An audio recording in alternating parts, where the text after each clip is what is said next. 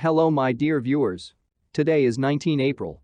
This video will be dedicated to the events at the front.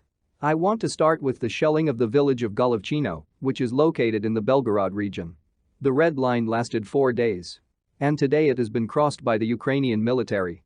The Ukrainian armed forces fired at the village of Golovchino with the Grad system. 3 were injured, 3 were wounded. There are no dead. And now I will wait for Moscow's answer. How adequate it will be, I think we will see tonight.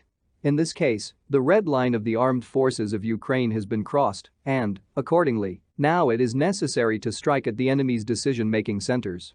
There have been no other attacks yet, but as they say, it's not over yet. So, in the northern direction, nothing more interesting happens.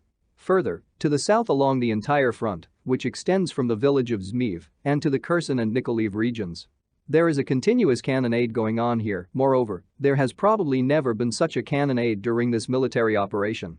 According to my viewers, Russian troops are literally leveling the position of the Ukrainian military near the settlements of Barvinkovo, Lyman, Popasnaya, Gorlovka, Avdiivka, in the Zaporozhye region in the settlements of Gulyai Pol, Orakovo, the entire arc to Kurakovo. And in the evening, reports came that an intensive cannonade had begun on the border of the Kherson and Dnipropetrovsk regions. This is already on the right bank of the Dnieper. Today, aviation also works continuously.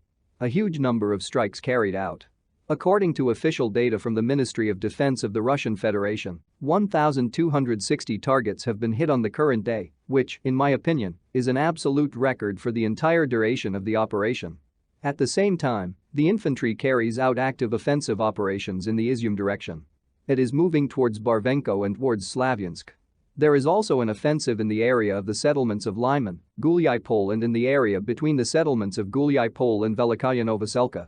There are no infantry attacks on the other directions yet.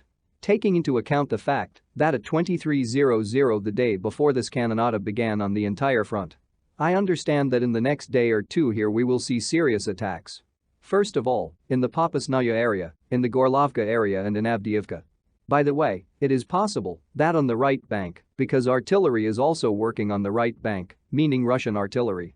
There is nothing new as of yesterday evening regarding the progress in the Izyum direction as a whole. Fighting goes somewhere about 10 kilometers to Barvinkovo. On the way to the settlements of Izyum and Slavyansk, there is no progress yet either. I understand that no one will move there. The fact is that, if you are already taking by storm the area of Slavyansk and Kramatorsk, then going in a straight line along the highway to Slavyansk does not make any sense. The fact is that in this case, Mount Karachin will be located in the rear of the defending garrisons of the armed forces of Ukraine. And an attack on this route will lead to very large losses of the attacking side. That is, it makes sense to bypass this position from the west and strike precisely, first of all, on Mount Karachin.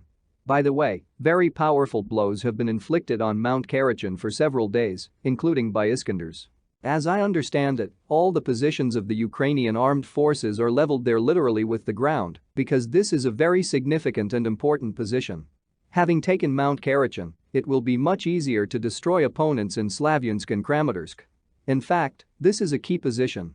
As I understand it, the offensive of the Russian troops will follow exactly this scenario, that is, to Barvinkovo and east of Barvinkovo with access to Slavyansk.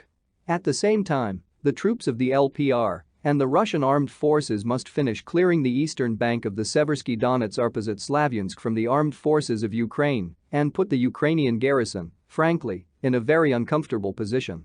Further, we will expect a breakthrough in the Popasna area, in the Gorlovka area and the encirclement of the grouping of the armed forces of Ukraine in Avdiivka.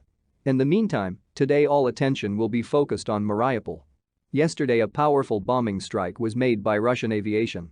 After that, a special operation was launched to rescue the remnants of the garrison, and it was launched immediately from Mariupol and from Kyiv. Videos were published that there are a lot of civilians in the dungeons of Mariupol, children and women, who, of course, are in danger there, but which, for some strange and incomprehensible reason, did not come out when Russia provided a humanitarian corridor for unarmed people to be released. Today, this is rising to the level of an international problem, and in order to remove all insinuations, today the Russian side declared a humanitarian truce from 14:00 to 16:00. It is precisely so that the Azov militants let women and children out and not hide behind them as a shield. But for some reason it seems to me that the Azov militants will not let them out again, citing some problems because they cannot fight without a shield and they are afraid to die as heroes without hiding behind a human shield of children and women. Actually, this is a terrorist tactic. And the military of the Azov regiment showed who they really are. These are ordinary terrorists who, in order to avoid fair retribution, hide behind women and children. This is what is happening now on the fronts of the Ukrainian war.